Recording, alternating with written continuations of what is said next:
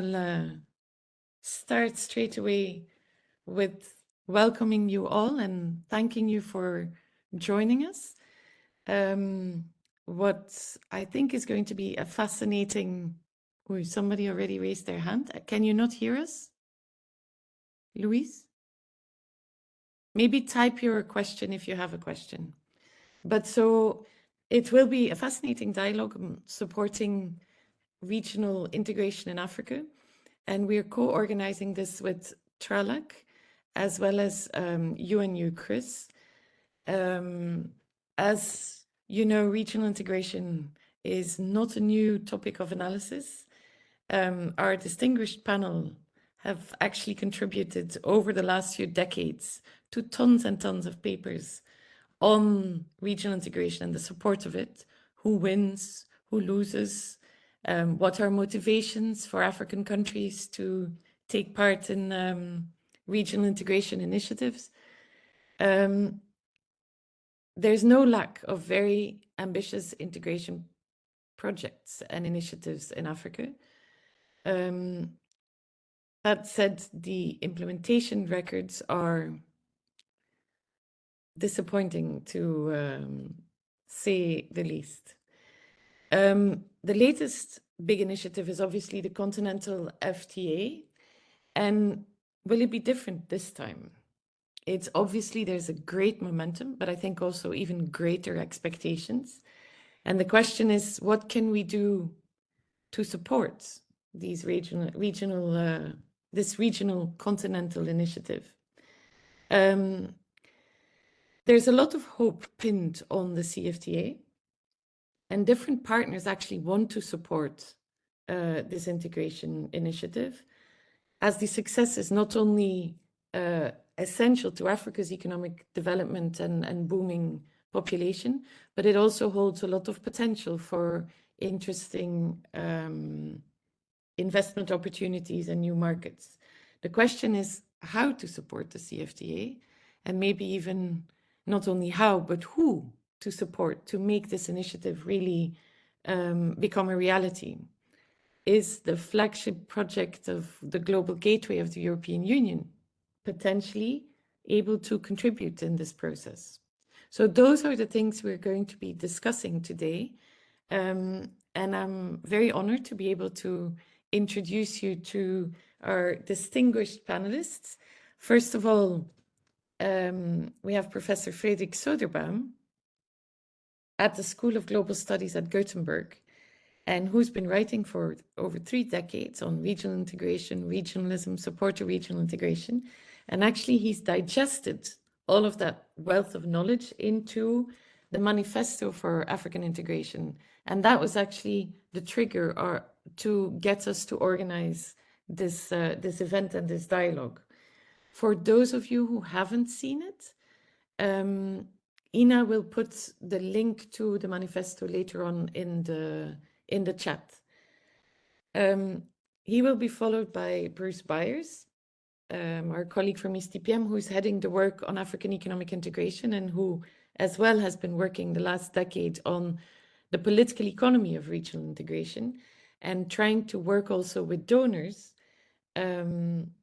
to convince them of the importance of actually understanding the political dynamics and the actors and factors that can influence those integration dynamics, and maybe to be more agile in adapting their support to these realities. He will also react to some of the points of the manifesto that Fredrik will present. Thirdly, we're very glad to welcome Jean-Bertrand Azapno, who's the principal advisor actually to the Commissioner of Economic Development, Trade, Tourism, Industry and Minerals at the African Union. And his area of work include the negotiations of the CFTA, establishing and strengthening regional private sector networks, implementing the Boosting Intra-Africa Trade Action Plan, establishing African Trade Observatory, developing African Trade Facilitation Strategy, etc., etc. So as you can see, I mean, it'll be very important to hear the perspective of Jean-Bertrand on this issue. I'm also very happy to welcome Fabio Di Stefano, who is the team leader of economic integration and trade at INPA in the European Commission. And he's actually in charge of coordinating the sub-Saharan African regional programs financed by the Commission. So actually supporting regional integration in Africa is his daily bread and butter. So we're very glad he can come and share some of his ideas and hear our conversation. And then last but certainly not least, Trudy Hartzenberg, who most of you must know already. She's the executive director of TRALAC and has spent decades on trade policy issues, regional integration, investment, industrial and competition policy, and actually has been working quite closely with African member states. And so seeing how some of these regional plans actually land on the ground. So therefore, she'll be able to give us also a bit of a reality check on some of the things we will be discussing. So welcome to our 5 panelists and to everybody here. But before giving them the floor, just let me inform you that the panelists will be speaking in their own personal, from their own personal capacity. Secondly, that also our meeting will be recorded and will be available online later on our website. But so for now, all your microphones are muted, and please try to keep it that way so that we don't have interruptions during the conversation. Our panelists will all have about 8 minutes to talk, and then we'll have at least 2 rounds of questions and answers.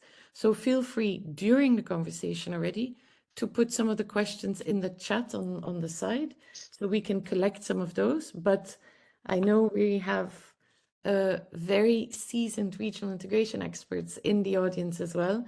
So I'm quite sure there'll be several questions and you'll be able to also pose them in person. So then you'll use the raise the hand button later on in when it's question and answer session. But so now, without any further ado, Fredrik, may I invite you to share with us your manifesto or some points out of the manifesto? Yes, wonderful. Thank you for this introduction, and I'm honored to be part of this exciting seminar. The writing of the manifesto was a sort of coming together of a long, many years of writing on African regionalism and regionalism in general. So I just want to make 3 points about my background for this manifesto. So Irina is sharing my slides because my computer didn't sync very well with the WebEx, so I will also ask her to change. So I just put change and then you can switch slide, Irina, please. So can you see the slide now? Yes, okay, we see great. it. We see it. So change, please. Yes. Can you switch to the next, please? Yes, wonderful, wonderful. Thank you. So now we are in sync. So I just want to mention that I've written for 3 decades from the perspective of the new regionalism approach, which is a broad take on regions, partly at least taking a political economy analysis or an international relations perspective, which goes beyond the institutional perspectiveness per se. So sometimes I've written a lot about why we need to go beyond the RIOs, regional international organizations, or ROs, perhaps. So that's where I put most of my emphasis. But I've also, secondly, been taking part in policy advice with African agencies and RIOs, donors, research centers, and think tanks. And thirdly, For the last few years, I've been running a research project together with Søren Stappel on the external funding to regional organizations in Africa, what works and why. And this sort of filtered into the manifesto, where we sort of took head on the notion of how can you support regional organizations in various ways, both especially from the donor side, but also from within. Change, please. So what I just want to use my minutes for is to say that I make 8 propositions in the manifesto. I think you can understand these coming from 2 perspectives. The first is institutional effectiveness, which is about, well, the problem solving and effectiveness of RIOs itself, but also the broader political economy and governance approach within where I'm rooted in international relations. That goes beyond an institutional perspective and takes parts of both the interests of various actors, state actors, as well as donors and non-state actors and external powers, and looks at the governance system in a broader sense than one single Rio, such as the Africa Union. So change, please. So if we take the first institutional effectiveness perspective, which is the problem solving, how to make Rio such as the Africa Union work. Well, first I just pinpoint the fact that there is a need to synchronize ends and means, and what I call be realistic. A second rather obvious proposition, an article in the manifesto, is that we need to strengthen the capacities of the various RIOs. There is a capacity gap which can be distinguished from the ends means gap. Number 4 and 5 are can be seen in a broader sense for the second perspective, but it also relates to the institutional effectiveness, which is really number 4, dismantle the dysfunctional RIOs. We have a number of RIOs in Africa, and some of them needs to be dismantled. They are not working. They are zombies or dead organizations, whereas in a few cases we need to create new ones. I should mention here that in this context, which I forgot, is that Søren and we have made a policy discussion paper for ECDPM, which tries to map all RIOs in Africa, and we come up with 156 RIOs. Together, that includes Africa Union and the REX, but also a whole big number of other sectoral specific RIOs, and what we call the, what is also referred to in the debate as the specialized and technical agencies, which often are sub-organizations or units within the AU and the REX. So we include all these 156. That is mentioned in the manifesto. Then, even if you look from within a particular organization, you can look at number 7 and 8, which is open up to these RIOs to non-state actors. There is a debate whether the RIOs are closed, and there are sort of sophisticated arguments that opening up RIOs will increase their effectiveness, both in terms of decision making, but also outcomes on the ground. Finally, 8, take charge of donor funding. My project looks specifically on the relationship between donors and RIOs, and that is often talked about, but not always explicitly discussed. So these are the types of propositions related to institutional effectiveness. Change, please.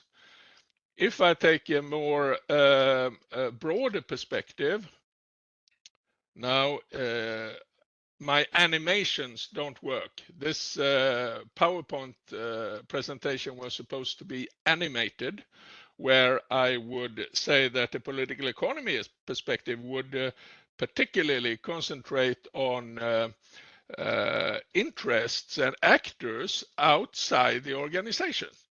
It will deal, for instance, with proposition number 3, ensure national buy-in and political leadership by the member states.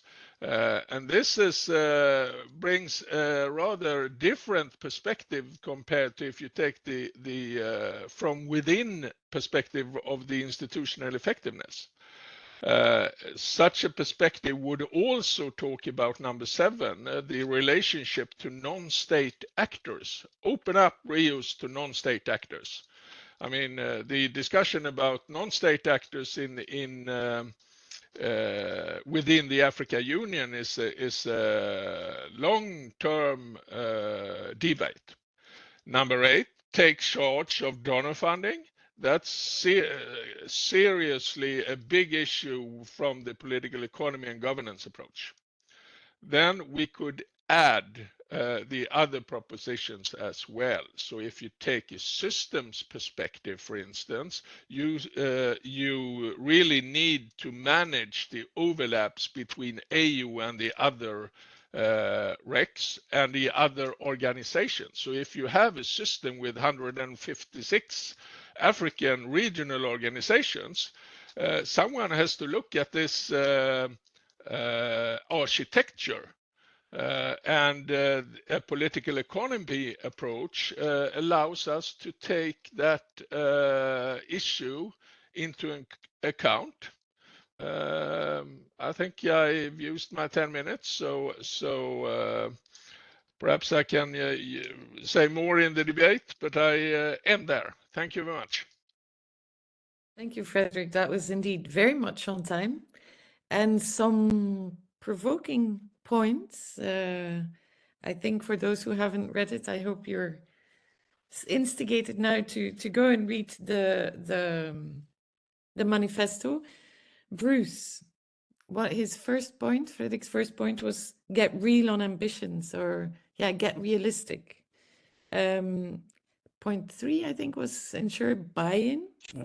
And then dismantling some and creating others. I mean, what's from all the work that you've done on political economy, where do you stand? How do you react the how of this manifesto? Yeah, thanks very much. And indeed, I think thanks, Fred, for presenting this, and indeed for sharing the original manifesto, which triggered this discussion. And I think the way that I've sort of received it is it's a mixture. I like the way you've now sort of presented it in these sort of institutional angle and the political economy angle. I guess when I saw it, my first question was sort of how to do these things. But I also read it as a combination, basically, of suggestions and provocations. So in terms of sort of, so I'll maybe kind of just discuss a little bit what my reactions to those, and then just an idea sort of that's come out of our work about trying to think about these things going forward, which I hope then kind of will feed the discussion with the other participants. I mean, in terms of good suggestions, I mean, to some extent, I mean, I know where these come from because I know of Fred's work. So for some, this may seem like stating the obvious, but I think it's important to talk about realism. And to me, it makes me think of the Kagame report on the African Union in 2016, which sort of one of the key statements was it was overambitious. There were too many priorities, in fact, no prioritization. So there was a need to become more sort of focused, to almost sort of zoom into or cut down on the number of different topics being addressed. So this issue of getting realistic, I also see to do with how can different organizations, regional organizations and regional agendas be more narrowed down. And I think we'll come back to that at the end, especially if we think about the CFTA. On capacities, there's a consistent, continuous sort of reflection on how to help regional organizations have the capacity to deal with these large agendas. So again, I think that relates to the point about prioritization and scope. But both of those, I think, come to the third one, which was also part of the Kagame report, about political buy-in and saying, okay, how can you actually promote this political buy-in and ownership? I mean, I think the work that we've been doing at ECDPM, sometimes looking at sort of regional transport corridors, sometimes looking at regional organization-specific agendas around trade or even beyond, where we see progress, in reality, it's where there's an alignment of political and private sector interests. It's where there's a drive at the domestic level, political level, that aligns with a sort of wider economic agenda. And this sort of how to get this political buy-in then is can you always find champions, or can you always find sort of optimists to work with? And what do you do, in fact, if you have sort of blockers? So regional groupings contain some where maybe there's less political ownership. So what do you do about that? How can policymakers work around that? And how can their partnerships, how can their partners work around that?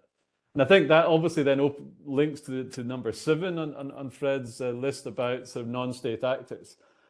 But this is one of these ones which has also been a long-term challenge. How do you get non-state actors more involved? And again, the CFTA, I think, is already beginning to sort of raise that challenge about sort of how, if they're the key actors that need to be involved, if it's firms and enterprises that need to use this, how can they be better involved? And then the final point about taking charge of donor funding, very desirable. To what degree is it possible? And maybe Fabio hopefully can come back on that one. So, but to me, those seem sort of a group of quite solid, sensible suggestions. Where I find the provocations, I guess, is about dismantling dysfunctional organizations. Because how do we define what is a dysfunctioning organization? I think when I started working on sort of especially looking at the regional economic communities, there is a tendency among some to think of, especially the 8 AU recognized RECs, these are kind of building blocks. Therefore, they're kind of in a line of sort of quite uniform structures, all with broadly the same agendas. And the reality for anybody who's sort of even sort of scratched the surface is that these are extremely different organizations with very different histories for a start, but also the levels of power engagement that they have with their member states and where they manage to get traction is also very different. So this idea sort of dismantling dysfunctional organizations, for me, the Arab Maghreb Union was one where I had a sense that they were very absent, but I see that they're often very present in the CFTA discussions, for example. So I think, and maybe in the future, it will become more functional once sort of the member states manage to sort of sort out their differences. And in terms of creating new ones, new organizations where necessary, it strikes me that maybe the CFTA Secretariat is almost a sort of a new regional organization. And in fact, while some people talk about the CFTA Secretariat almost as a supra-regional organization above the RECs, in my mind, because of the way the CFTA is being negotiated, sort of it's between FTAs, I almost see the CFTA Secretariat as an additional sort of membership organization, almost on a parallel with the RECs, which sort of it's a new organization, is playing a role which seems to bridge existing organizations. But then the question then comes how to address the overlaps, which is the final one about this, or number 6, sorry, in Fred's list. So I think overall, I mean, I found the list of topics very useful, and I just wanted to sort of dive in a little bit then to the CFTA and have 3 sort of, I mean, based on past work that we've been doing, but also the way the agendas are going, to kind of raise kind of 3 different ways of thinking about these going forward, which might also help us sort of interrogate a bit the manifesto points. But currently, what we see, for example, through the CFTA is a big focus on industrialization. So although it's a trade agenda, the focus is on industrialization and promoting regional value chains. So although that's not a new agenda, under the African Union, we had the AIDA, under RECs, there has been industrialization strategies. In a way, the question is sort of what role for whom in promoting regional value chains? Where does that fit in terms of specific regional organizations? Where does it fit in terms of non-state actors? And how to overcome, I mean, going back to the point about national ownership, how do you sort of find this balance? So I see regional value chains are kind of almost like a new or additional entry point into thinking about regional organizations and into and African regionalism, which I wonder sort of with the panel to what degree that reflects a new way of operating as a new sort of entry point, perhaps, in terms of having more bottom-up thinking. And the second one then is thinking along the terms of transport corridors. And I think this is one where, again, it's not new. So SADC, for example, was doing this, and then through PIDA and we've at the AU level, trade corridors have been high on the agenda. Now I know Trademark Africa, for example, has been doing a lot of pragmatic work around this, and the EU is now looking at this as well, the CFTA Secretariat. So the question sort of becomes, are the corridors kind of becoming a new model for African regionalism? If the EU is focusing its money on 11 strategic corridors, are those actually the new sort of hosts for regional support? Or do the regional where the regional organizations are just participants, or is this about sort of combining sort of a top-down with a bottom-up approach through these different institutions? And both of those basically bring us back to the final point that I had there from Fred's manifesto about these overlaps and managing these overlaps. And I'm always in two minds. I think part of us, in a way, maybe this is sort of the AU structure thing again. We look for institutional clarity. We would like to think there's the AU at the top, then we've got our 8 nice RECs. Underneath them, there may be other organizations, but there's a kind of hierarchy. Subsidiarity works very clearly, and we know who does what. I think in reality, the more that we look at these RECs, of course, there's overlapping memberships. There are actually sort of well-established reasons for this, and there's specific member state interests for this. I mean, even if you take the case of UEMOA and ECOWAS, where all UEMOA countries are members of ECOWAS, or SACU and SADC for that matter, they serve different purposes to their members. In which case, this sort of idea of institutional clarity and sort of Fred's word was managing overlaps. It seems you could almost spend a lifetime basically trying to work out who has which mandate, where do we divide the lines. And I think one of the risks that I see, which is coming out now with the CFTA, is again about sort of how to manage this fact that we've got a new organization. We're thinking about corridors and regional value chains. How do we manage all of those different overlaps?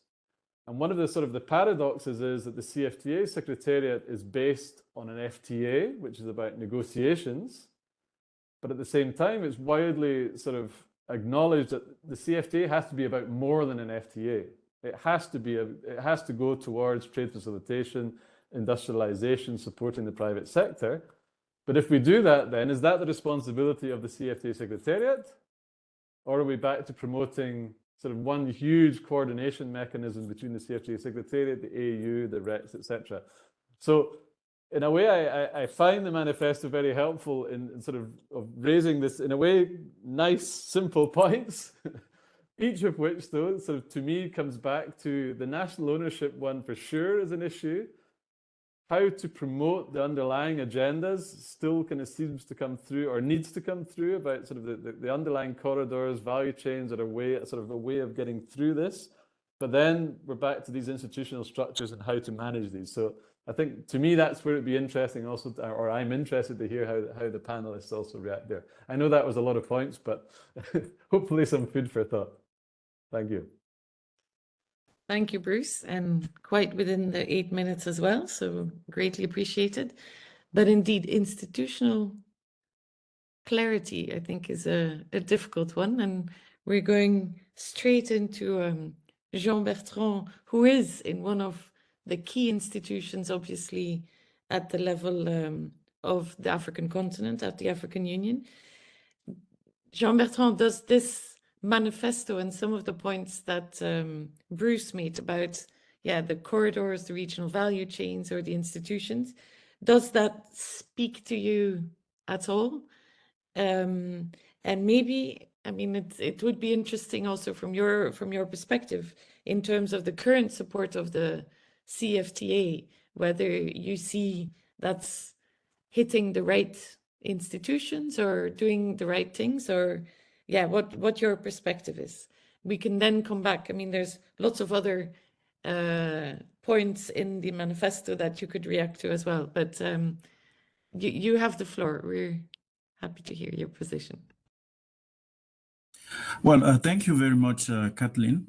Can you hear me?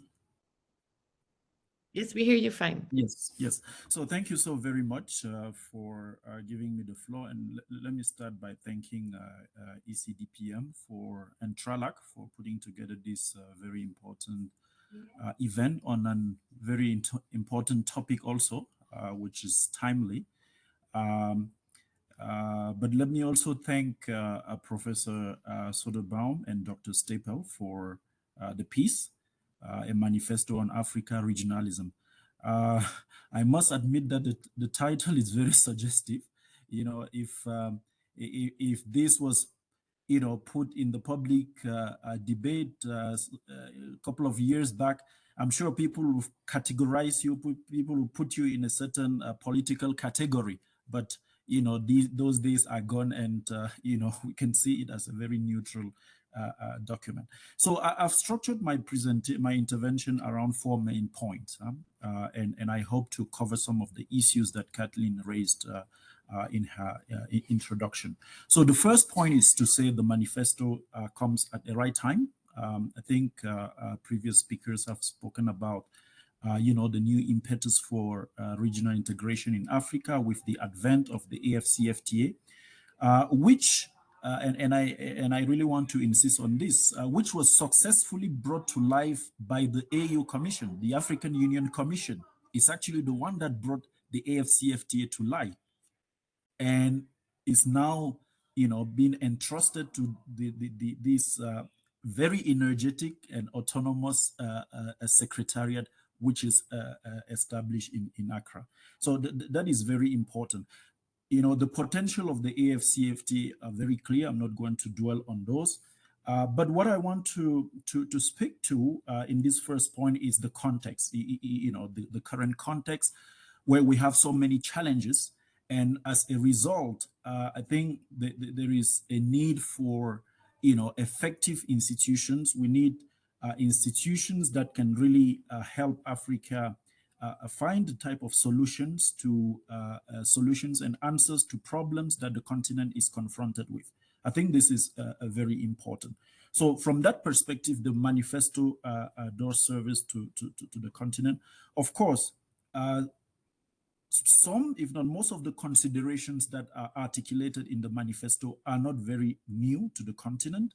I think Bruce highlighted to some of them, but let me just pick a few also. Article 1 on, you know, getting realistic, and also which speaks to the issue of division of labor among the regional integration organization. This is something that is being considered within the Commission. There is a protocol on relations between the AU and the regional economic communities. There is also a framework on effective division of labor between the AUC, the REX, even the AfCFTA Secretariat, and I can speak to this one because I participated in its development. If you look at Article 2 on strengthening capacities in line with the current AU reform, I think this is also something that is happening. The restructuring of the Commission is taking place. Then the issue of political leadership, Bruce talked about, you know, champions which are being identified for specific flagship programs. And then the issue of taking, I mean, Article 8 on taking charge of donor funding. This also speaks to, you know, the AU decision on the financing of the union. So, you know, quite a number of articles will resonate very well with, you know, policymakers and think tanks on the continent. Indeed, the manifesto also brought in some new ideas, one being, you know, dismantling of dysfunctional organizations, which speaks to the issue of relevance of some of the organizations. You know, one of the questions I always ask myself is, can we have building blocks forever without moving towards a permanent structure? You know, so these are some of the questions that we need to look at. The second point is, since the manifesto is primarily concerned with ensuring effective institutions, I think it also comes at the right time, you know, especially after the last AU Africa Summit. there is really a need to look at some of these issues in terms of how do you channel EU support, in advancing regionalism on the continent. Of course, one question would be, how do you identify the institutions and initiative to be supported? A view from that angle, in a spirit of true partnership, so that this does not lead to, one side identifying the priorities for the other. The third point, and this is where I'm going to spend a bit more time, is beyond the discussion on ensuring effective and functioning and efficient functioning regional integration organizations. I think there is a need to look at, the model of integration or the model of regionalism that we actually talking about. Bruce spoke to some of its aspect, because as it stands, it appears that the manifesto, is satisfied with the current model of regionalism, which is very state-centric, although it also, speaks to, the need to bring on board non-state actors. But the current model is very linear, and it's dominated by a high dose of voluntarism and also over-reliance on external funding. So there is a need to interrogate that model. And the reality is also, I think this is also, it also came up in the document, is that despite the progress and success that some of the organizations have achieved, the current model has reached its potential, and there is really a need to revisit it. For example, even if we look at the AfCFTA, what does trade liberalization mean in the African context? If in the middle of the pandemic, there cannot be a decision to fast track the liberalization or the liberalization of pharmaceuticals product produced by the country, by AfCFTA member state themselves. What do trade liberalization in the context of the AfCFTA really means? If in the context of a food crisis, agricultural product cannot be, a liberalization of those products cannot be fast-tracked. So if we continue to follow the linear model, then chances are that even if we support those institutions, we may not address the fundamental challenges that the continent is faced with. So there is a need to answer the question regarding the model, and perhaps we should be looking at a problem-solving model, which really speaks to issues of regional value chains, issues of infrastructure to be put in place, issues of the digital capability of the continent, and so on. In addressing the issue of a model, we will then be able to see those organizations that address the unique challenges of the continent and further support those, strengthen them, and the ones that are not really, addressing those concerns. And then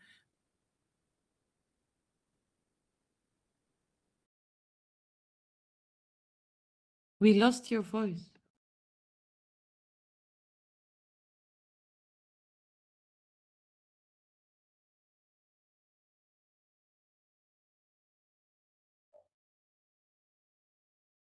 Hello, I think I got muted for some times. Yes. So because development is first and foremost an endogenous process, there would be a need for an appropriation of this conversation. The good thing already is that TRALAC is involved, but we need to bring it back, to the continent and have think tanks, policymakers, to further discuss some of these issues. Because at the end of the day, there should be a clear ownership. There was a conversation about national ownership, but there is also a need for, ownership of the thinking process leading to, this new model. Because if not, we will have very, very good ideas, but which may not really be seen as practical or embraced by people on the continent. And we've seen this often, even in the integration process, because the linear model does not speak to African realities. And this is probably why we have countries that are very enthusiastic when it comes to signing agreements, but they go back and then the implementation is very slow. So there is a need to really do that. And we have, let me finish by highlighting some of the avenues we have. One, we are currently undertaking the reform of the union. So it provides an opportunity to bring on board those type of ideas. We have the review of the first 10-year implementation plan of Agenda 2063. So we are going to develop the second 10 years. This is also an opportunity to bring those on board. We also have what has been institutionalized as the Africa Integration Forum and Day. This is also an opportunity to have this type of conversation, because at the end of the day, we really need a homegrown model of regionalism that speaks to African problems, ordinary Africans' challenges, and be able to move forward. So let me stop here for now, and then I'll come back on some of the issues that I overlook in my intervention. Thanks again, Kathleen. Thank you very much, Jean-Bertrand, and fascinating indeed, loud call for realism and for developing an endogenous model that is going to speak to the real issues that Africa is facing. I think quite loud and clear. May I invite Fabio to intervene and maybe indeed react, I guess, in part to the manifesto and some of the points in there, but feel free also to already respond to some of the interesting points that Jean-Bertrand made. Please. Thank you very much. And thank you, Tralac and ECDPM for organizing this event. I'm very honored to be part of the panel and very interested to hear also the comments, the questions from the participants.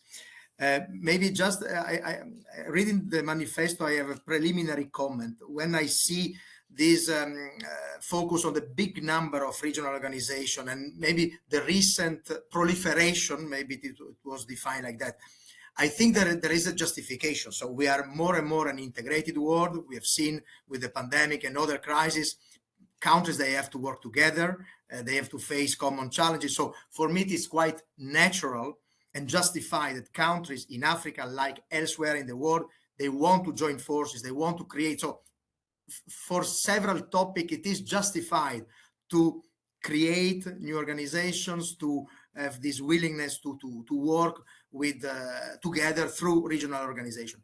Of course, this implies a challenge for the African leaders in terms of competitive overlapping membership or mandates of the different regional organizations. So this is the challenge that African leaders, they have to face. And from what I see as partners, of course, we have also to find the most efficient regional organization with whom to engage in partnership, depending on the different topics.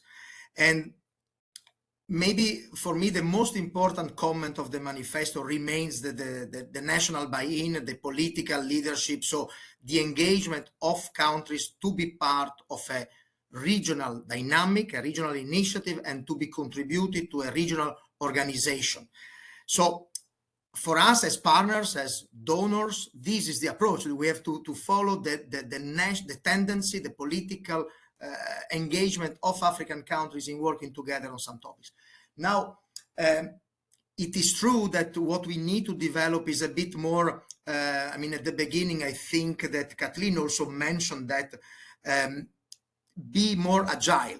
So maybe in the past with the EDF, we used to have dedicated envelopes, dedicated programs with pre-identified recs. And therefore, our flexibility and capacity to follow changing trends was not very agile.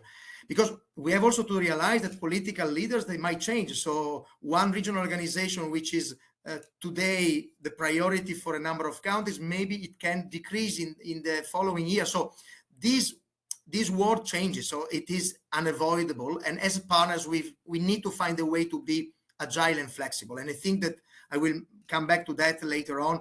with the INDICI new financial instrument, we have gained in flexibility. The other thing that I wanted to say, it is as partners, we need to be able to assess also these political fluctuations or political engagement. So, and there we have the advantage as European Union to be present in all countries in Africa, and we are developing more and more in our bilateral dialogue with the national leaders, with the local private sector community, with the local private sector civil society organization group, to understand, okay, what is the interest of your country in the several regional dynamics that are relevant for your country. So this is a bit the difficult part for us, and these kind of meetings, they can help, and the dialogue with your kind of institution partners can help us also in having this intelligence of the regional trends, let's say like that. Of course, another issue that we should mention is that there is a risk of dependency on donor funding. So for us, what it is important is that the political will of supporting a regional dynamic or a regional institution should go together with the financial support. So the African leaders, they should ensure the financial functioning and operation of the several regional organizations they have. And it cannot, and we have to limit the risk with our funding to keep a kind of dependency. So sometimes maybe there are some dormant organizations that they're receiving funds from partners, that they don't have anymore the political momentum, but they're still, because we work on a programmatic way.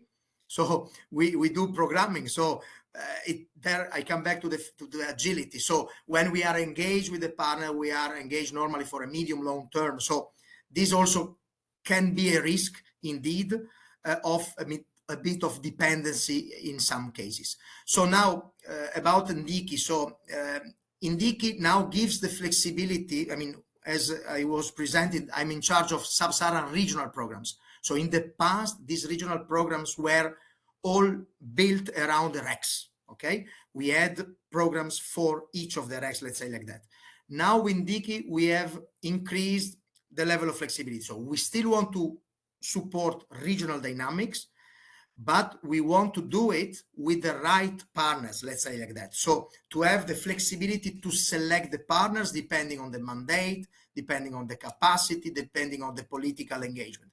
So it is a different approach. And if I go to the economic integration, so the trade aspect, what is the approach that we have proposed in INDICI is still to work with some RECs that we have assessed being still very fundamental on economic integration.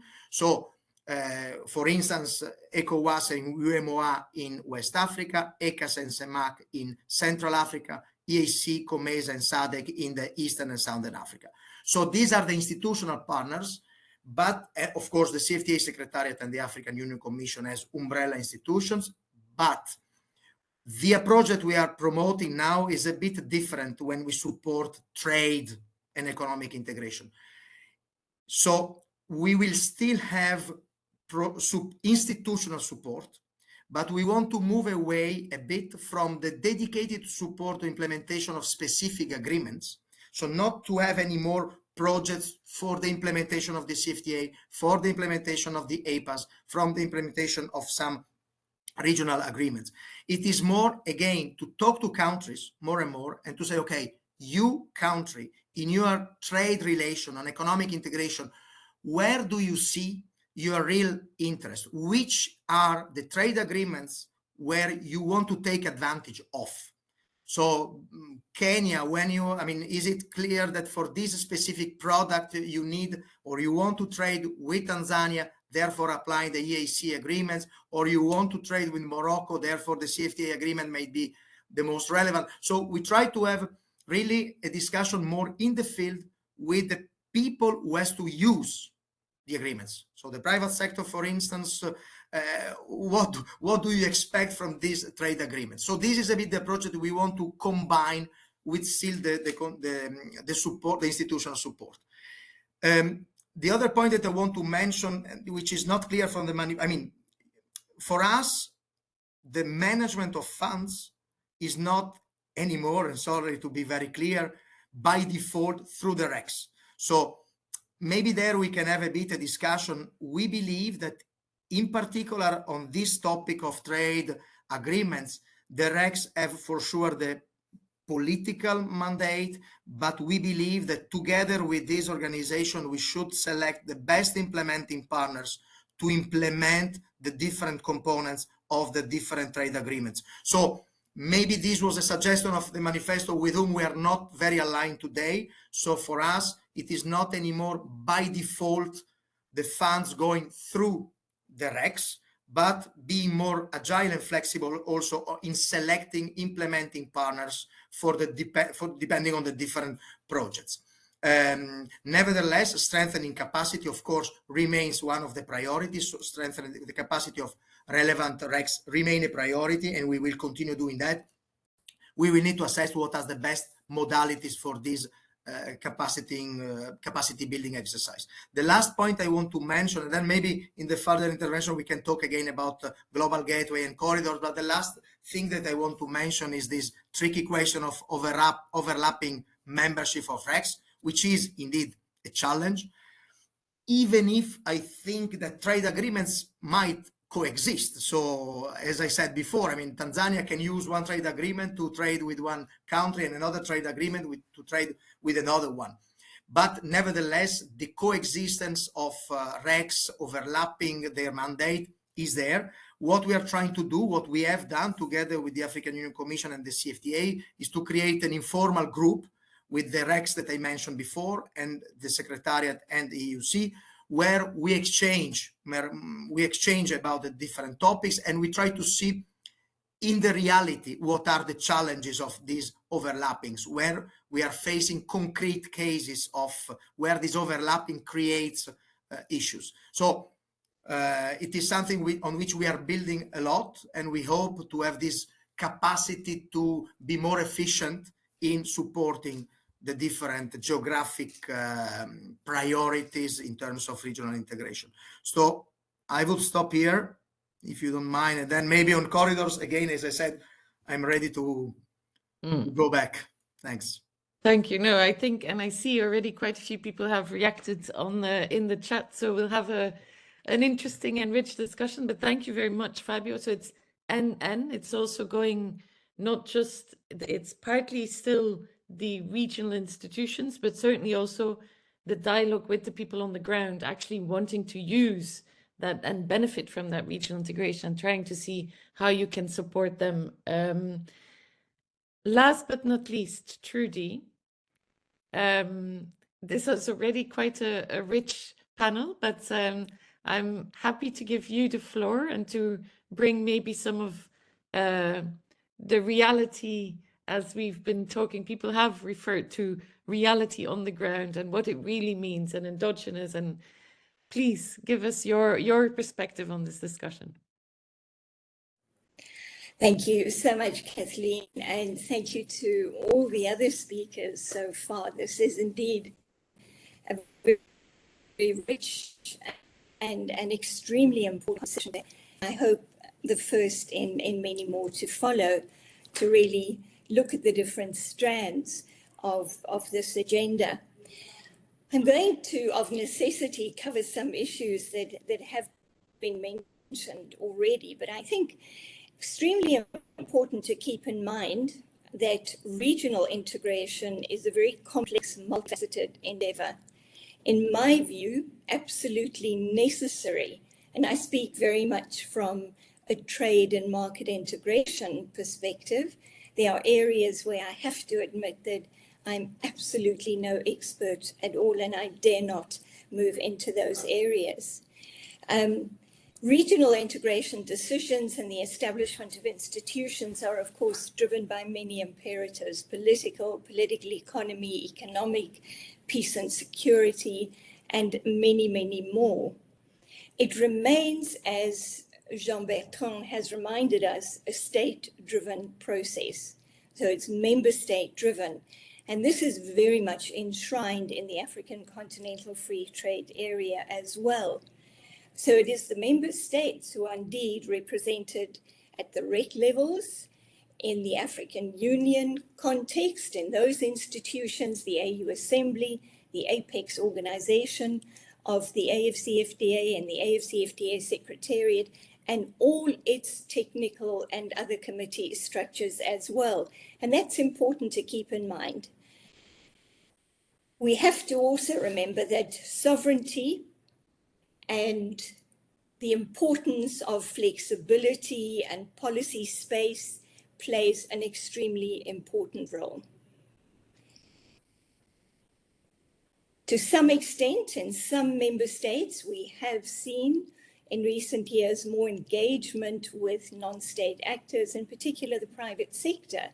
And I think this is absolutely necessary, more necessary than perhaps ever before, to shape a pragmatic, a realistic integration agenda and a realistic set of institutions that can support the ambitions of, for example, the African Continental Free Trade Area.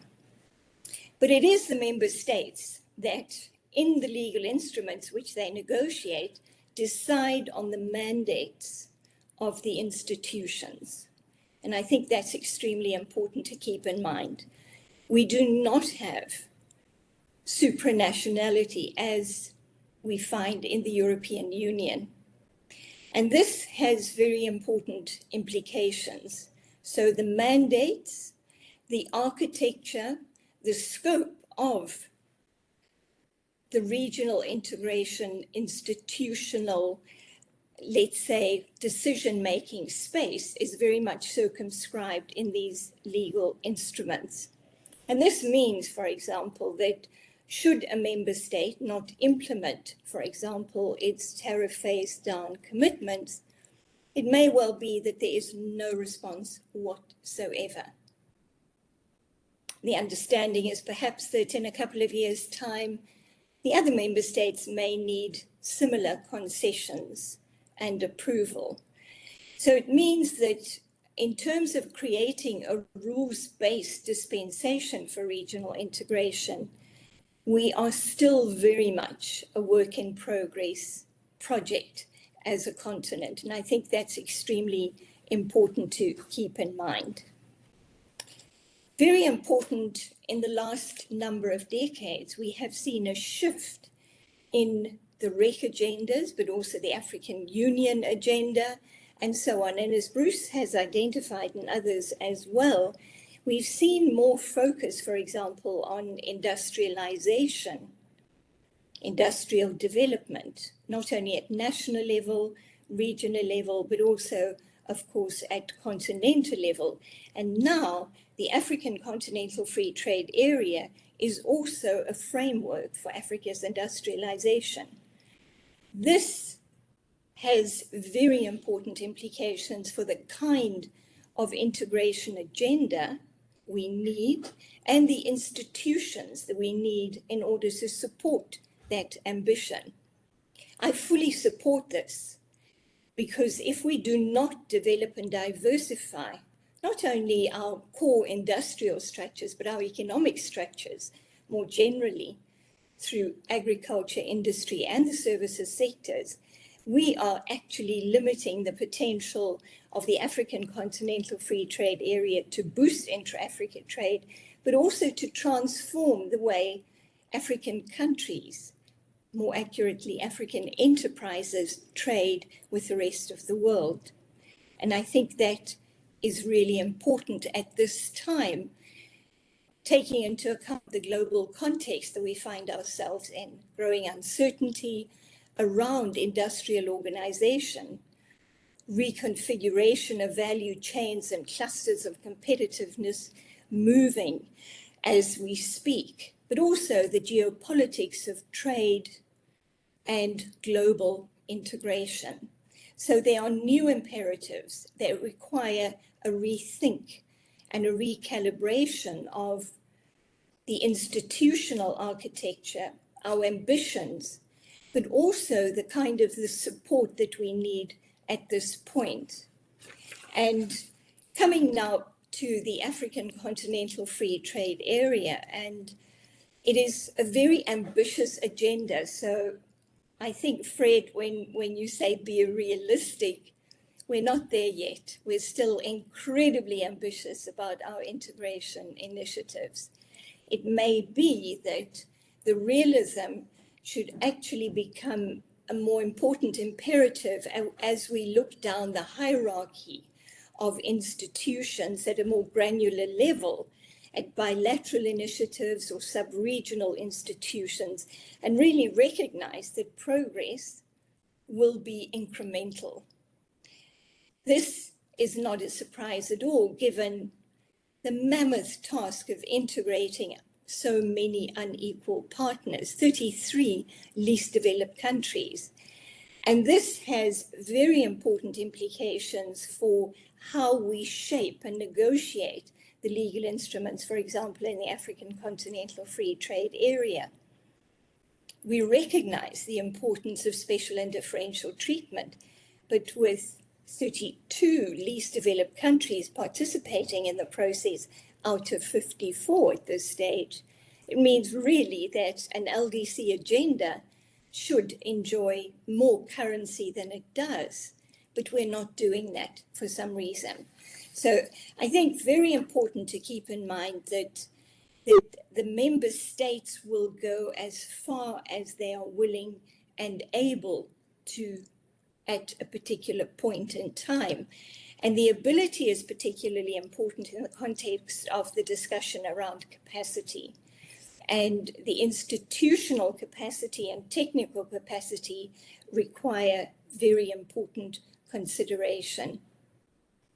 To be honest, our experience across the continent is that one can take a look at the most obscure technical, legal, economic, or scientific expertise, and one can find experts on the continent. The usual refrain of simply we don't have capacity, I think, rings increasingly hollow. And if we don't have sufficient capacity, we can certainly build it. But institutional capacity is particularly important in this conversation, because the institutional capacity has to do with political leadership, the political mandates, the institutional mandates that the member states accord the institutions that we're speaking about here.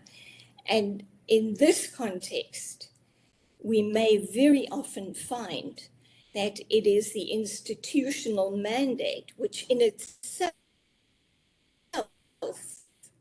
hampers the program institution to support regional integration endeavors. And one can come down to very practical issues as far as this issue is concerned. For example, many experts who are appointed to regional institutions are there at the pleasure of their current government. Should that change, they may no longer enjoy that support. So it creates instability, insecurity, and effectively, through those rather perverse incentives that the institutional architecture manifests, we actually see non-action. Terribly sorry about this. I'm in a public space and every now and then I have to alert the lights that I'm still here. Sorry about that. But means that the experts, and to be honest, again, our experience is that if you work with regional institutions or bilateral institutions, many of the institutions, there is expert capacity which may not be enabled and facilitated to truly deliver on the expectations that we may well have of those regional organizations. The question now, I think, is an interesting one. Does the AfCFTA potentially mark a new pathway for regional integration and regional institutions? And the AfCFTA Secretariat is loosely modeled on the WTO Secretariat, as is the AfCFTA dispute settlement arrangement. We have a very complex committee structure, technical committees that are responsible for various functions associated with monitoring and supporting the implementation of the AfCFTA. But how far can they truly go, recognizing that the members of those committees are in fact representatives of the state parties? So one starts to see those interconnections which bring serious complexities to the capacity of the institution to play perhaps a different role, or play a role in a different way to what we have seen within the regional economic community. So this, I think, is extremely important. In terms of priorities under the AfCFTA, will we see a reality check and a focus, as I certainly would hope, on a pragmatic trade facilitation, elimination of non-tariff barriers, practical support, especially to small, medium, and micro enterprises to participate in cross-border trade, noting that this practical agenda is equally important for the industrialization ambition, which is now in many cases front and center when we take a look at what the AfCFTA can deliver. Cross-border economic activities require that our borders work effectively, that experts are able to move across borders to deliver services which may be in short supply. We're touching on very, very sensitive issues in some cases there, but they're absolutely essential if we are going to see the AfCFTA at least potentially on a path to a new approach to regional integration. The question then is, of course, how does the institutional architecture of the AfCFTA coexist, because this is a coexistence model, with the existing institutions? And as Jean-Bertrand has indicated, there has been a lot of discussion. We're not raising this issue for the first time at all. But what will be the pragmatic solution to finding this coexistence that is constructive to the bigger integration agenda? It is complicated, as Fabio and others have indicated, by the overlap of membership. But we want that as member states. If we keep in mind that under the tripartite area, one of the objectives was to resolve the problem of overlapping membership. Mm-hmm.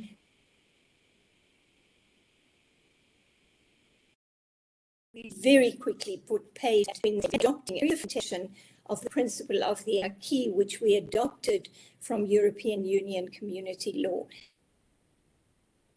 And that is defined in the AfCFTA.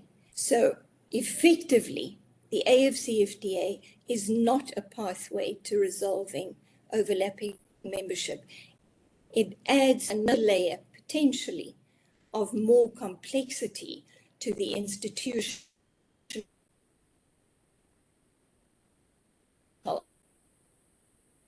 architecture and to the integration agenda. In this context, that we then to the funding models. And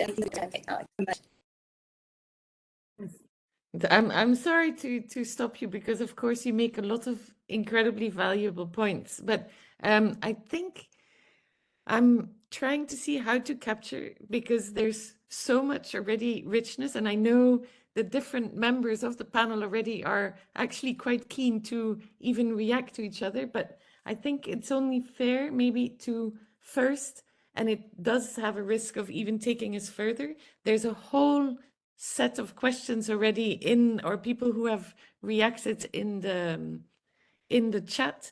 I don't know whether any of them want to ask them in person, Nick or Dominique. If so, please put your hand up.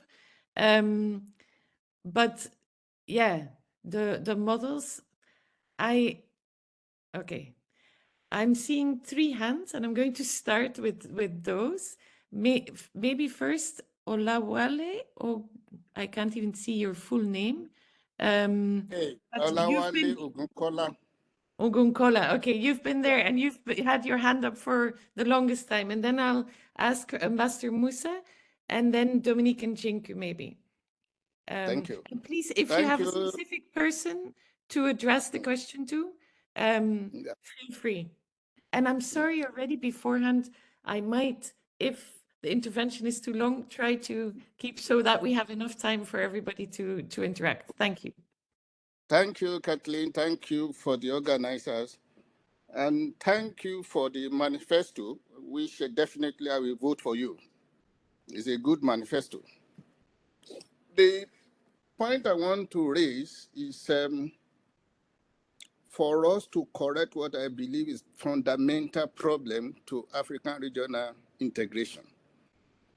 And that is the need to take the private sector at the center of whatever we want to do. Yes, we can deal with the countries, but we need to be sure that the private sector can actually relate with whatever the country is thinking about regional integration. Because at the end of the day, they will be the key players in the regional integration. And if you don't take them into account in the design of what you are doing, then it will become a paper that nobody will relate to. It will become a paper that you have different and parallel institutions coming up, rather than having a coordinated approach to regional integration. We've passed through this before. So using the political economy model, there is need for consultation, coordination, and cooperation, even within the different countries among the organized private sector. So that once you have vision, we can then develop their capacity to be able to make the points and follow up the points in order to make regional integration beneficial to them. It will also solve the problem of where you have passive organized private sector rather than active. If they buy into it, then of course they're willing to finance it to a reasonable extent. So organized private sector rather than countries, or making sure that whatever countries are doing have large input of the organized private sector in it. That's my contribution. We should not forget this important unit. Thank you very much. Thank you very much, Olawale. Yes, that's indeed, I mean, in terms of the realism and bringing it to private sector. Ambassador Musa? Musa, I don't see the full name, so apologies.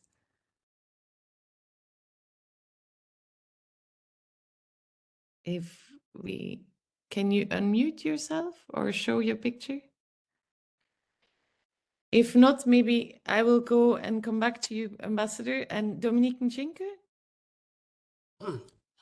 Yes, good morning, everybody. Thank you for the conference. I like the manifesto very much. My main point is that because it tries to look at the entire spectrum of regional integration, as maybe Wale said, then it might not be practical enough.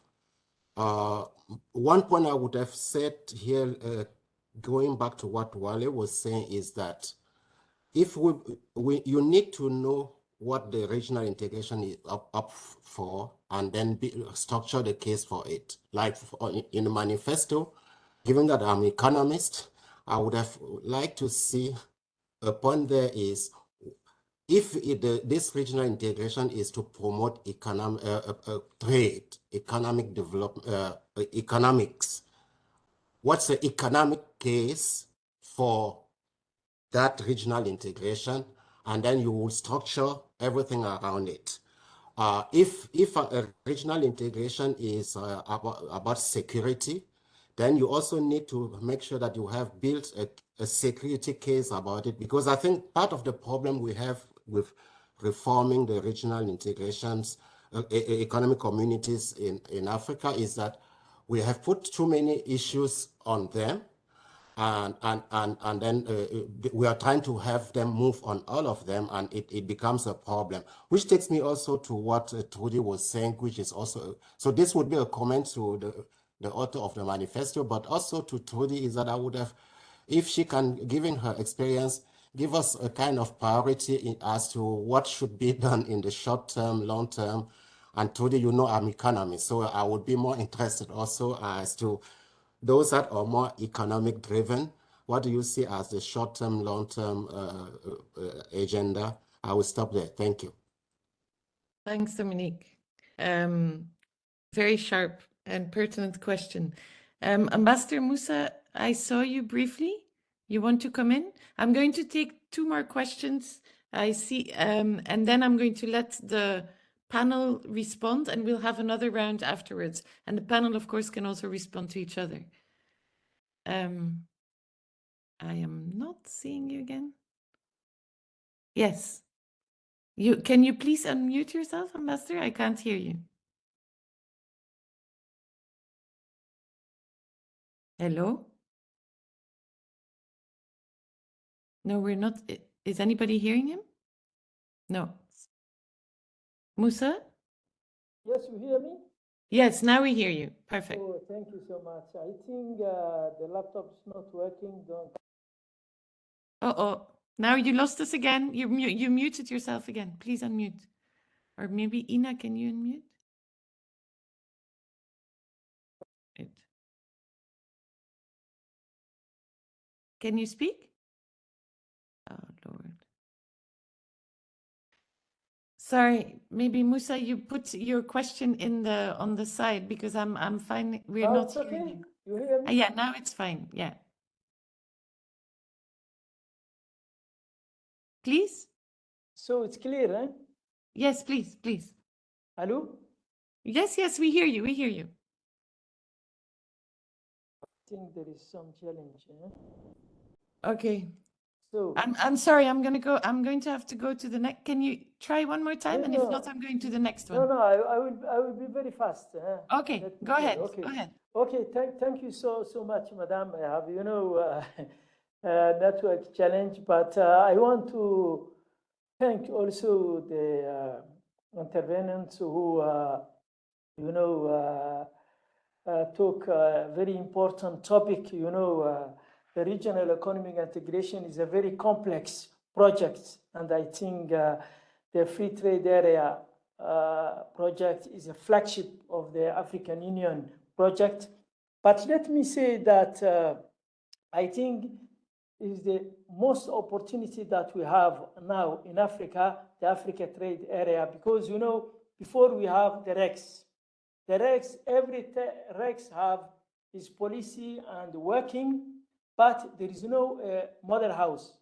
So I think it's very important to have this, and the free trade area, I think the REX are helping the visions of the African free trade area of the mother house, because we should build the regional integration on the ground, the different regions. And after, we can converge, at the high level to have an integrated continent. This is very important. So now, where is the problem? I think you raise it, very important point in different way, but Africa is a rich country. Why the regional economy is not working? What's the challenge? The challenge, one is peace and security, stability. The second one is the lack of infrastructure of communication. All of our production in agriculture, all is wasted because there is lack of infrastructure of communication. And this, we need a bank, World Bank or regional bank who can finance the infrastructure. This is very important. And at the regional level, regional economic integration, what we need is to set up the game of the rule of the economic space. Okay. But do you have a specific question, or I'm sorry to interrupt, but I know there's still a lot of people to come. My question is, now Africa has this initiative. What about the partner? Because you know that if you see the European model, after the Second War, Europe received a massive, investment from Marshall Plan. So who is helping Africa, to reach these visions, this target?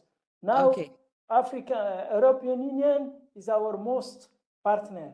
And I want to thank, Mr. Fabio Di Stefano, who is the coordinator. But I think Africa and Europe has a long history, cultural exchange.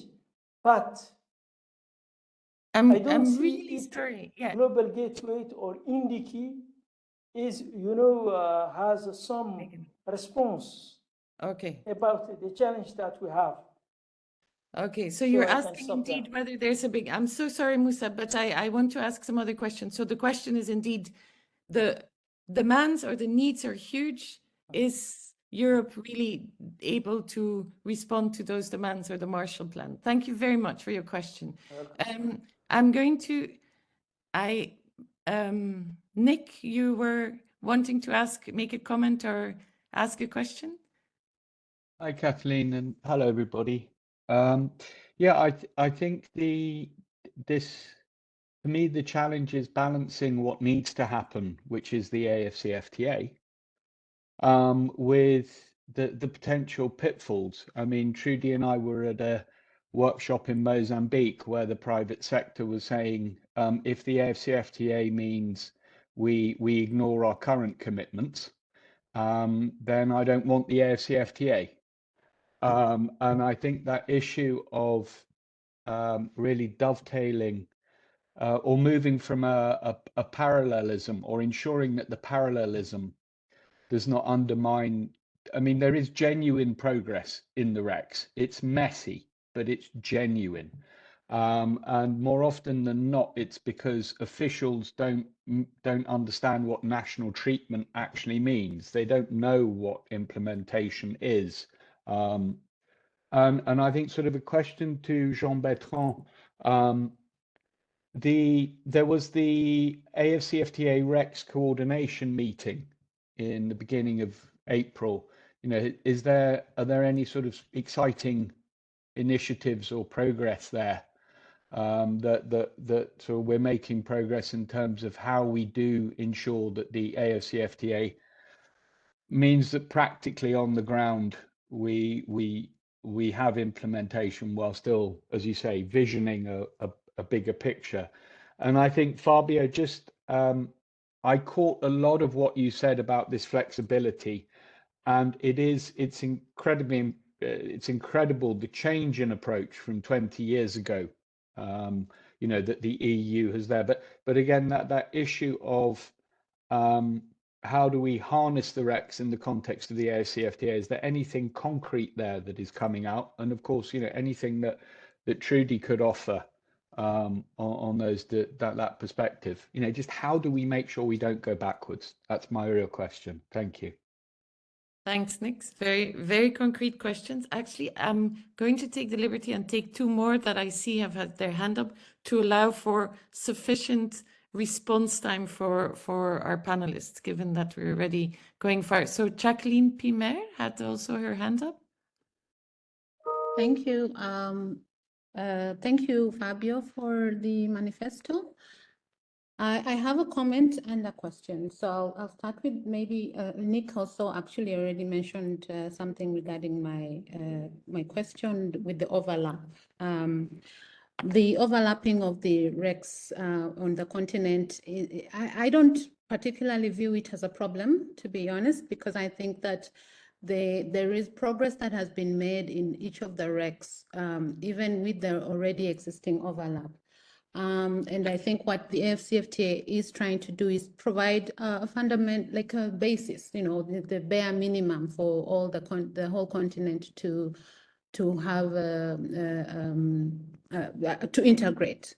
So my question then would be, why is it, as lawyers, we learn about this grandfather clause for, regional integration so that the first existing obligations remain. And I think that's what usually guides with the overlapping regional integration commitments.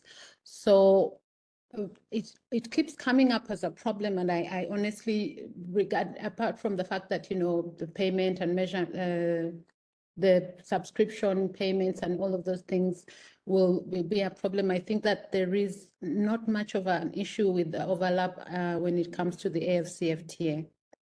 In the chat section, we had some discussions regarding using the EU as a gold standard. Here is the issue with that, because the EU basis for integration is slightly different. Not slightly, it's different from what our basis as the African Union for integrating was. Even the times are different, the objectives and the context are different. So my problem with using EU as a gold standard, even for the institution, is that the context, the issues that we are dealing with as a region will be sidelined in the bid to, say, follow this standard that has been set by the EU. And I mean, we all know that it's not without its problems as well. So my comment on that particular issue is that we have to be flexible enough to change and work with the kind of issues and challenges that the AfCFTA offers to resolve, industrialization, value addition, etc. Within the continent. I hope I made some sense. Thank you. Thank you, Jacqueline. Just to say where you're from. Sorry, I forgot to ask people to introduce themselves. My name is Jacqueline. I work with the ECA, African Trade Policy Center, in Addis Ababa, yes. But I'm from Uganda. Okay, thank you very much. And one last question from Wumi Olawiwola. Sorry for pronouncing it badly. Thank you very much, and let me commend all the presenters and all those ones that have made some one kind of comment or the other. Mine is just two quick ones. One is a comment, another one is the question. And the first one I want to say is that, as we all know, that regional integration is a process, and the fact that our regional economic communities, they are heterogeneous, they are not homogeneous. So that's why I just want to know, I can be able to see this manifesto to be too general, that is it applicable to all regs in Africa? Because one cap may not fit all, how can we be able to make it applicable to the different kind of regional integration arrangement that we have in Africa? That's the first one. Second one is just like a suggestion based on all those kind of comments from different angles, that at this point in time, to their manifesto try as much as possible to address on how to build partnership and synergies among regional economic communities and the AfCFTA. And I can be able to see this one to be very, very important, at least in this particular point in time. I just want to ask whether we think should not be part of the manifesto. Thank you very much. Thank you very much, Wumi. A whole set of questions. I'm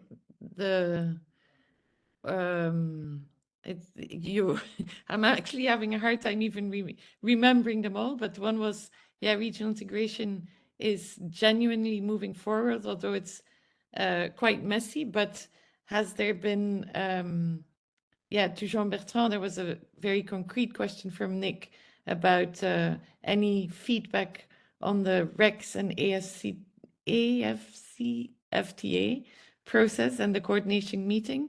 The issue of the overlaps being not necessarily a problem, but the homogeneousness, if obviously these processes are not homogeneous, so can can some of these recommendations be applicable? Dominique asked the question about building an economic case for regional integration, and ideally, what are then the priorities at short and longer term? And he made the comment also about not overloading the RECs with all sorts of important expectations and mandates.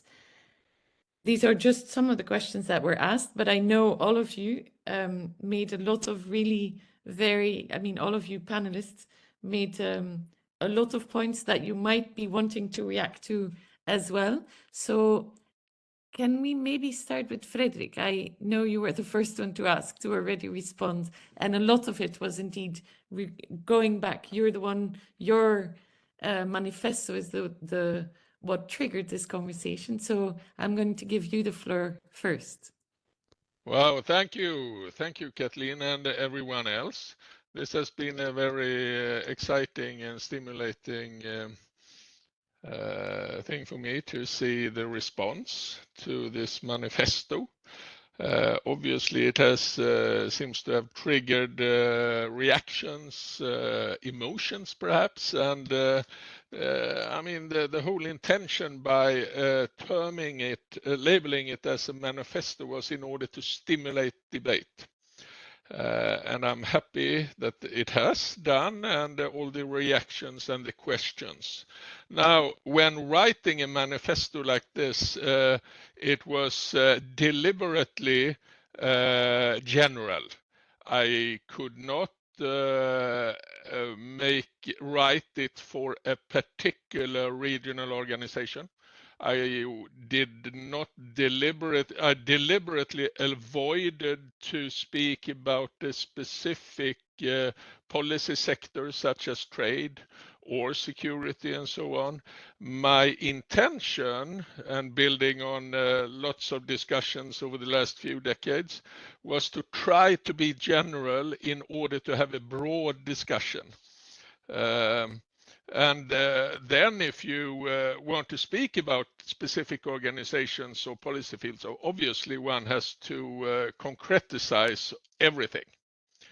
That's the first point. My second point is that when writing a manifesto like this, you meet a new audience, and you are not you don't always get through the message the way you want. Perhaps it's because the manifesto is pretty general. It's a very new experience for me to be labeled, as I understand it. It's a new experience when the representative from the Africa Union tells me that I'm state-centric, and that I propose the EU as a gold standard. I've spent 3 decades to try to move beyond and question and challenge state-centrism, and that's what I've done in all my academic research articles. Now, so I feel a bit uncomfortable with if you read that I'm proposing EU as a gold standard. If that is what is being said. I'm also uncomfortable with if people say that I'm proposing state-centrism, because my articles here are deliberately labeled in order to go beyond state-centrism. Now, I do not propose a particular model. That's part of writing a manifesto, that we can speak to specific models. But I do certainly challenge the EU as a gold standard.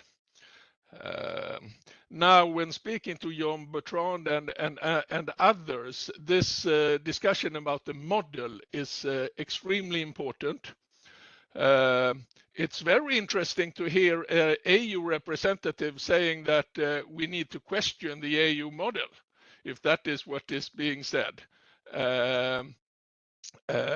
I think that there needs to be a discussion about the different models, and what I take with me is that there is a mixture of different approaches here. There is the trade liberalization model, there is the functionalism model, there is the politically inspired development integration approach, which deliberately wants to challenge functionalism because it's not working. Therefore, you need political intervention in order to solve efficient outcomes. At the same time, we speak about the private sector and like a corridor approach. And the point here is that the corridor approach and may not be necessarily the same thing as a free trade agreement approach. That brings me also to Fabio's. I just want to make a comment about the donors in here. I've studied donor funding for 5 years now, and it's a fascinating topic. And my one point I want to make here is that there is certainly a need to unpack and discuss the power relationships between donors and recipient ROs. There is, whether we like it or not, power issues in the relationship. And, you know, ownership in the context of massive donor fundings, because all the functional regional organizations on the African continent, many of them receive big amounts of external funding. So the power relationship is one. And this brings me to the tendency that donors more and more tends to bypass the regional organizations and create more flexible mechanisms outside the institutional structures of these organizations. Yes, they create trust funds, and if we speak about trademark East Africa or trademark Africa, this is a massive donor funding involved in creating this. And are these two different approaches compatible?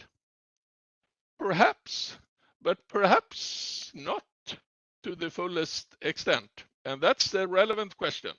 Thank you. I'll stop there. Thank you very much, Fredrik. More questions for the next debate, indeed. Is it possible to do end-end? Maybe, Trudy, you were last. Do you feel comfortable to answer some of the questions that were asked to you? Kathleen, thanks so much. I think this is a really important conversation with many strands to be developed. I want to come back to Dominique's question. And as an economist, Dominique, I think perhaps we might be in a similar space. Thinking about a very pragmatic agenda, for me, it really comes down to a very broad, comprehensive trade facilitation agenda, well beyond the definitions of trade facilitation that we have within the World Customs Organization or the WTO. Because in fact, trade facilitation, I would say, links extremely closely to an infrastructure and trade services agenda. And so if one really thinks about how to facilitate cross-border economic activity, of course, we can take a lot of guidance from what is in the WTO trade facilitation agenda. In fact, our AfCFTA trade facilitation agenda, the 4 answers that we have to the protocol trade goods, are very much inspired by what WTO. And similarly, we have a very, very comprehensive set of agendas at the REC level. Finding common ground there, I think, would be extremely useful. It's also less contentious than other areas of the trade agenda, but it has to be combined with a focus, as some of our participants have indicated, infrastructure development. The trade and services agenda It really is so important that we look at perhaps the top 5 barriers to cross-border services, say in road transport or communication services, whatever it might be. And can we collectively start finding common ground to move towards convergence and eventually harmonization? Because I think that would make an extremely important contribution to cross-border value chain development, facilitate investment, but also, of course, trade. Therein lies also a very important agenda for public-private coordination, partnerships, and so on. For example, we're hearing discussions, and I think this is extremely constructive, about the development of border posts with facilities for sleepovers, food, and so on. Our border posts are not conducive to support the very important role that our truck drivers and other experts who assist with cross-border road transport actually have to face on a daily basis. This provides an opportunity for private investment, and in collaboration with our governments can actually create an environment which is much more conducive, much more efficient to cross-border transport of goods to their final destination or access to inputs, as the case may be. It is also where we make a link to the digital trade agenda. Digital infrastructure development, the digital divide is very much a reality, but also digitization of trade facilitation processes. All of this could contribute to incremental improvements in governance, but also lowering transaction costs of doing business on the continent. I want to support what Nick said. I think when we appraise the various regional integration initiatives, there is incremental progress. If we think where we were 20, 30, 40 years ago, there is definitely progress. In some instances, there are steps backward and we're eroding what we have done. But overall, I would very much be in that corner that says there is incremental progress that needs support. Improvements in governance, absolutely critical, because at the end of the day, it is about the beneficiaries, those producers, investors, traders who will make the decision, who will make the investment to engage in market opportunities, broad economic opportunities across borders. They have to be part of shaping this very practical agenda, and they know better than any of us what the real problems are. Thank you. Thanks, Trudy, for this very concrete suggestions. And indeed, the more positive, there is an incremental progress that needs support. I find this a positive note to the conversation indeed. Maybe Fabio, can I give you the floor? Sure. Now that the discussion broadened up even more than at the beginning, so it's huge, and it is, it is difficult to have a conversation which at the end guide us through concrete ideas and solutions. So it's very broad. So starting from the broad side, so I think. So there is I think we are making a lot of discussion about. Let's focus on. There is a focus on the role of REX. Even Fredrik referred to the fact that the manifesto is broader, is not policy related. So we are not only talking about economic integration. We are not talking only about trade, etc. So which makes the discussion broad. But on the other side, we are talking about CFTA and economic integration. So this is a bit also a challenge to focus a bit the discussion more. But if we remain on economic integration on trade, the other big discussion that I see a difference between the agreement and the area. So CFTA sometimes is CFTA like area, sometimes like agreement. So now I was more referring to the agreement, but of course, when I see comments which are very relevant about peace and security, lack of infrastructure, industrialization, then we are more talking about the CFTA area.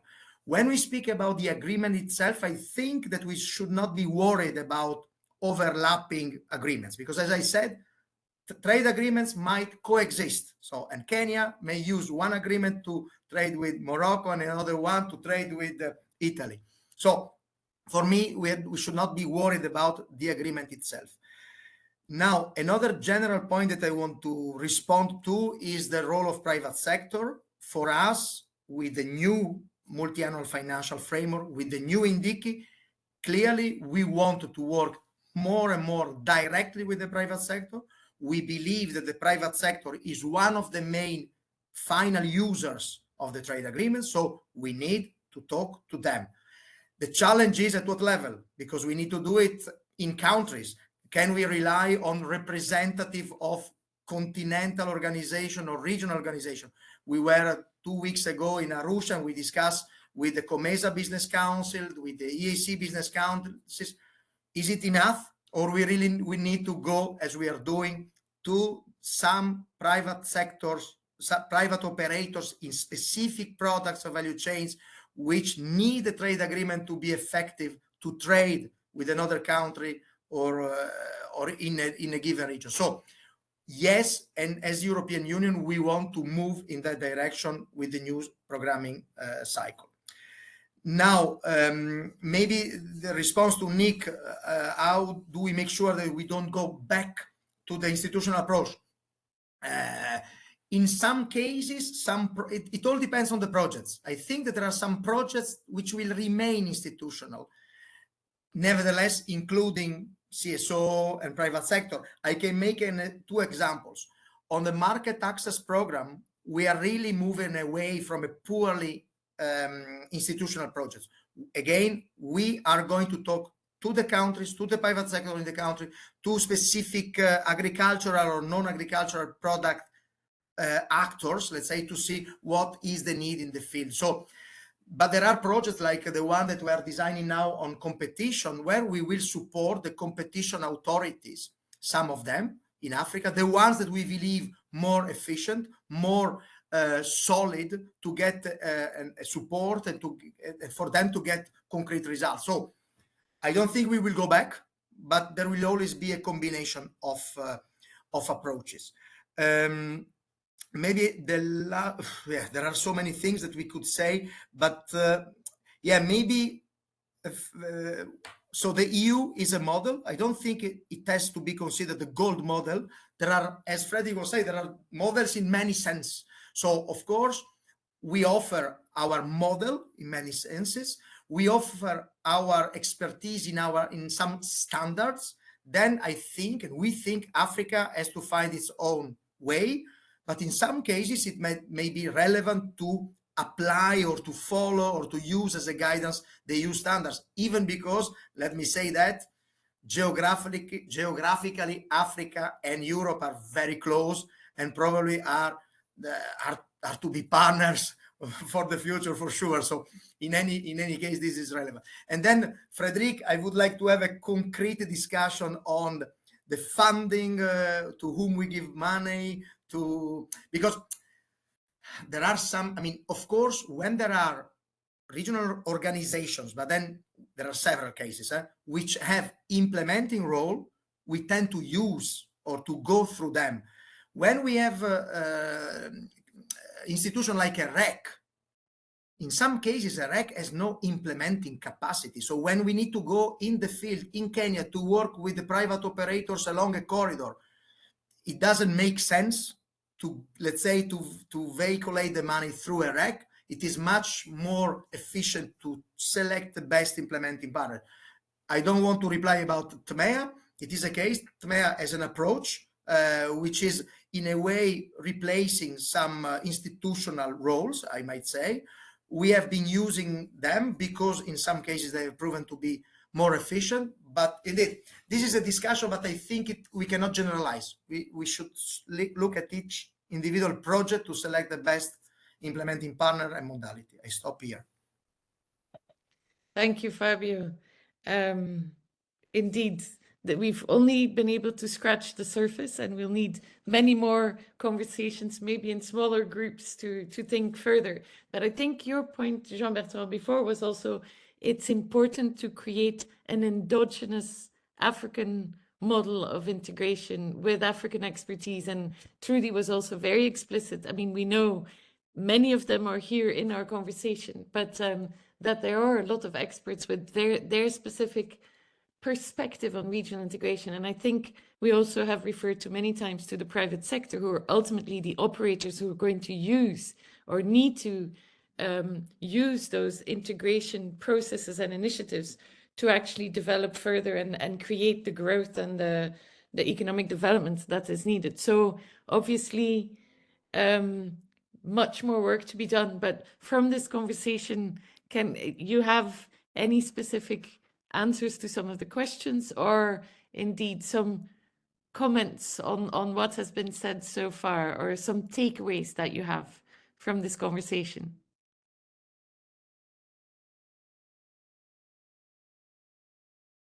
Well, thank you so very much, Kathleen, and thank you for participants who have contributed to the conversation.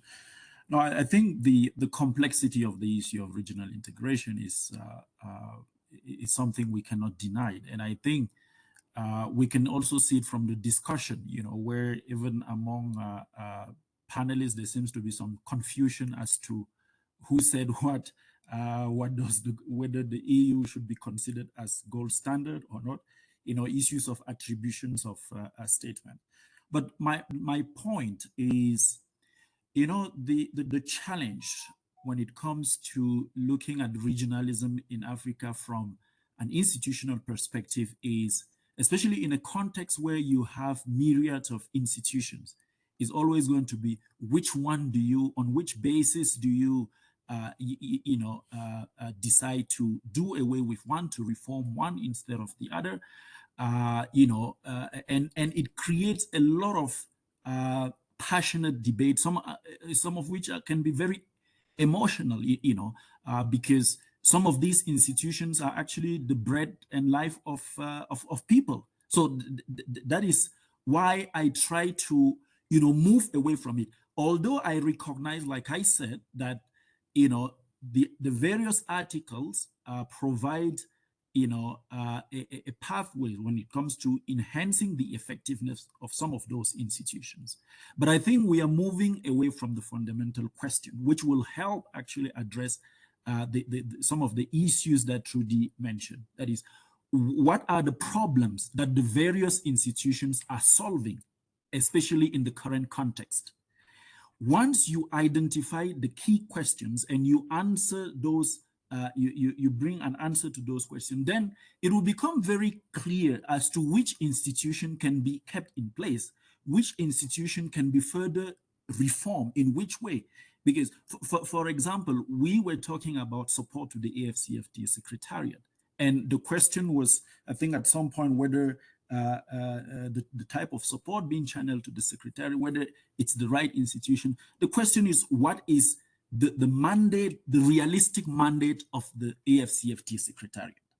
Once you ask that, you put that question that way, then you know what should go there, and how to either further strengthen those particular aspects of that institution to answer those questions, and what you should then leave aside. So to me, it's very important to adopt a problem solving approach in all of this. There was a question regarding the coordination meeting between the Rex and the Secretariat.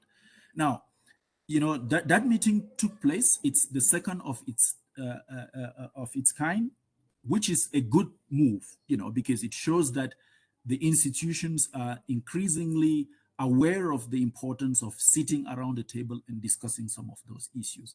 I did not participate in that meeting. The Commission was not part of it because it's a meeting between the AfCFTA Secretariat and the regional economic communities.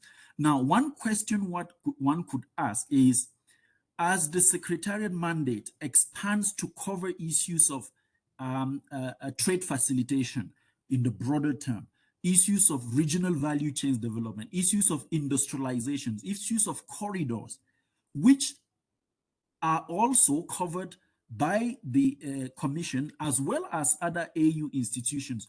Do you also need to have another coordination meeting between the Secretariat and those other institutions, or do you come up with a comprehensive platform where all the actors sit and discuss those issues because they are interrelated.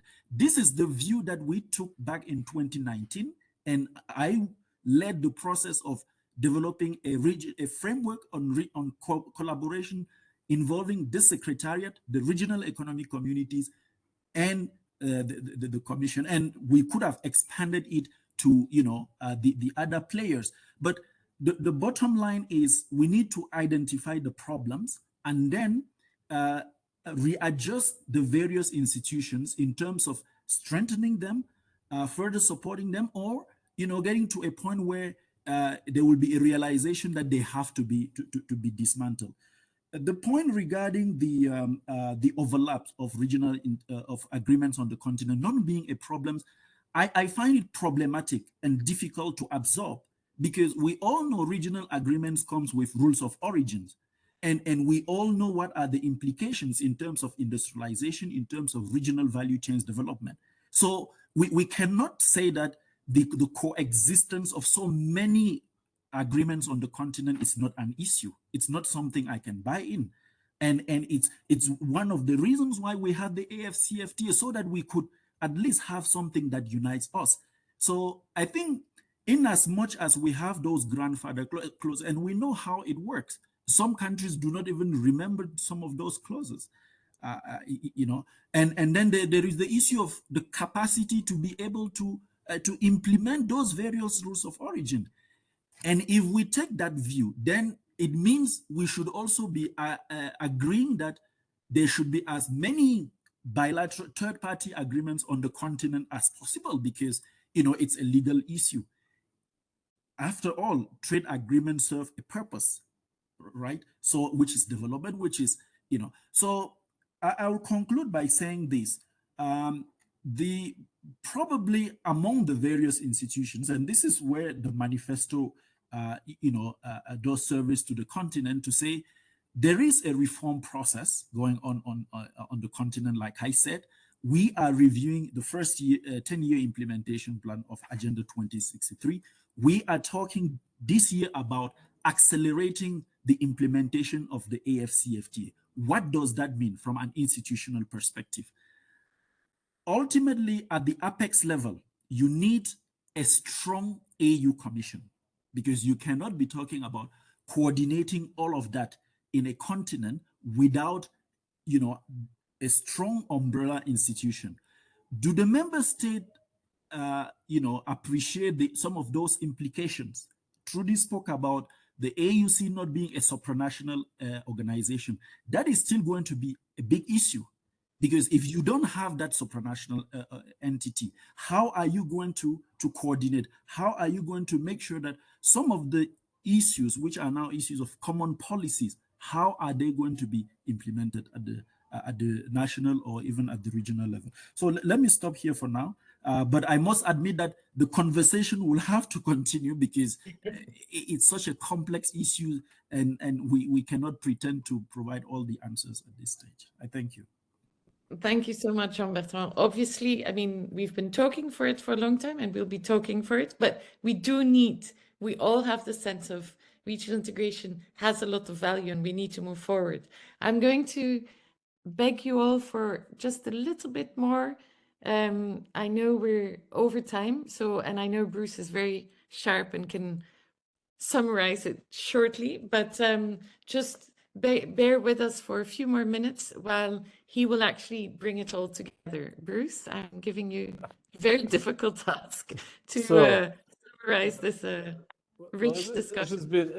Indeed, we started quite broad, as Fabio mentioned. We've been kind of mixing broad and narrow. I've picked up three sort of main themes out of this that in my mind would be sort of how I would, if I had to write this up or think about something going forward. The first is to do with sort of choices, because there's been a bit of discussion about dismantling regional organizations, working with some which are more functional than others. Fabio just mentioned we work with specific standards bodies that seem to be working well. And I guess there's a question about sort of how do you define this functionality? How are those choices being made, and by whom? And I guess that also touches on Fred's point about trademark, who, I mean, to my knowledge, are doing fantastic work, but I buy, and I think they are also strengthening institutions at some level within some countries. But there is always this perception that in somehow sort of, rather than them doing the work, national or other institutions could be doing it. So, but this idea then of how do you choose where to sort of put money, whether to have an external trust fund, what happens with some of these regional bodies which are less functional at the moment. And I saw in the discussion there was even something sort of was almost saying some of regional organizations will maybe sort of wither on the vine, sort of competition amongst regional organizations. Some will become less relevant, and then by definition sort of will cease to play such a role. So I think there's an element there of sort of having to take those choices, and I'll come back to that last one in a minute. The second one is then, that's come up several times. For me, I've framed it under focus, but it's lots of people have mentioned being problem focused or problem driven. And I think this is a sort of a relatively new way of framing things. Instead of sort of what Fabio mentioned, the EU was working necessarily through REX because it was regional. There's more recognition now of sort of Dominic's point as well. What's the case here for regional cooperation? And therefore, what are the issues that need to be addressed? And therefore, who needs to be involved to make this work? And I think, to my mind, that also sort of overlaps a bit with Nick's point about how do you avoid that the RECs don't go backwards. I mean, what I also see is we're all talking about this, the AfCFTA, and in fact, many of the RECs, much as they're making progress, also still have challenges which in fact are more important for the private sectors of their member states. I mean, you were mentioning Mozambique. We did a study recently there where sort of drawing on the work of others, but basically sort of the punchline in the end was you need to just identify the problems that exporters are facing, whether it's to SADC or to the rest of the continent or to the EU, and focus on those, because even with the SADC FTA, which has been in place for years and years, the utilization rates are relatively low. And if that's the case, it's because it's complex to use. And I think, therefore, this sort of, how do you sort of encourage this more problem-focused approach, I think sounds like sort of the way to also think about even some of these institutional relations between the CFTA, the RECs, etc. What's the problem faced by whom, and how do you get around it? The final one then, so that's sort of, so the first one was how do you make the choices? How do we turn the focus towards being more problem-driven? And the third is kind of how to deal with these power imbalances, basically. I mean, there's a question just at the end there that was sent to me also saying, with these regional value chains, we've got these power imbalances between the current and sort of the rules of origin discussions between the more developed countries and the less developed countries. Trudy was mentioning the fact that we need some sort of, to take into account the lower income countries. And I think this sort of power relations basically needs to be understood between the AU, the CFTA, and the RECs. Why is the AUC not part of the discussions when the CFTA talks to the RECs? When the donors, when the EU talks to people, there is finance there. How do you sort of overcome the fact that there is this kind of power relation? And maybe the underlying theme of all of these is this action with the private sector. And I think it's a tricky one, because I think on one hand, we think, yes, the private sector are the users. They're the ones who need to benefit and sort of even drive regional integration if we're talking economic integration. But we also know that state-business relations can also be complicated. And there are sort of monopoly, anti-competitive behaviors. There are sort of close political business relations which can end up sort of steering agendas. And I think this sort of power relations thing then to me is sort of at the heart of maybe what Fabio was beginning to say, the need to somehow constantly be following and updating our reading of these things and basically adapting. If there's a regional organization doing particularly well on one agenda in an area where there's a lot of buy-in, great. If there's another region where in fact you don't have the regional organization playing such a strong role with not the same buy-in, but you have other parties, maybe you're even dealing with the same issue, but great, go with the private sector then. And I think it could be sort of the way to try and sort of get through it. All of it to me seems about pushing bottom up, sort of regional integration, but I think that also needs to meet the top down. So I mean, we're constantly sort of trying to disentangle these multiple threads.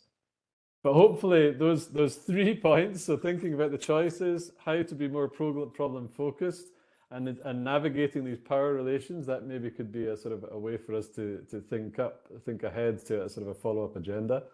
But thank you. Well, so back to Kathleen, but thank you from my side for everybody's participation. Thanks indeed for Bruce to sort of trying to distill this rich discussion, and it's definitely to be continued, I would say.